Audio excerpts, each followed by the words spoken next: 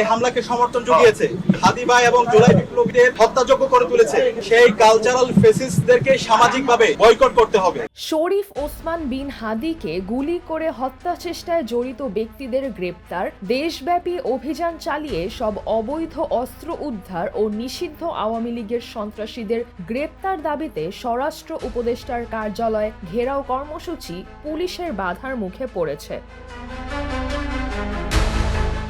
আজ সোমবার দুপুর 11:15টার দিকে ঢাকা বিশ্ববিদ্যালয়ের কেন্দ্রীয় ছাত্র সংসদ ডাকসুর কার্যালয়ের সামনে থেকে এই কর্মসূচি শুরু হয়। কর্মসূচিতে অংশ নেওয়া ছাত্র জনতা স্বরাষ্ট্র মন্ত্রণালয় অভিমুখে রওনা দেন। এরপর ছাত্র জনতা ঢাকা বিশ্ববিদ্যালয়ের দোয়েল চত্বরে এসে পুলিশের বাধার মুখে পড়েন। তখন তারা ব্যারিকেড ভেঙে সামনে এগিয়ে যান।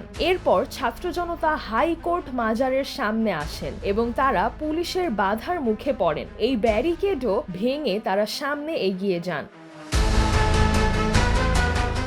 এরপর ছাত্র জনতা শিক্ষা ভবন সংলগ্ন সচিবালয় অভিমুখে যাওয়ার সড়কে পুলিশের বাধার মুখে পড়েন। এখন তারা সেখানে অবস্থান নিয়ে বিভিন্ন স্লোগান দিচ্ছেন। স্বরাষ্ট্র উপদেষ্টার কার্যালয় ঘেরাওয়ের এই কর্মসূচিতে নেতৃত্ব দিচ্ছেন ডাকসুর ভিপি আবু সাদিক কায়েম। তার নেতৃত্বে 10 সদস্যের একটি প্রতিনিধি দল বেলা 1:45 দিকে স্বরাষ্ট্র উপদেষ্টার কার্যালয়ের উদ্দেশ্যে রওনা দেয়।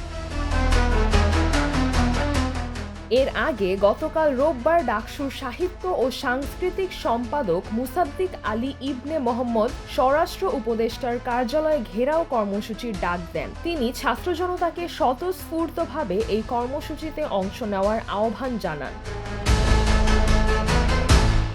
সিজরাতুল আভা, দৈনিক আওয়ার বাংলাদেশ।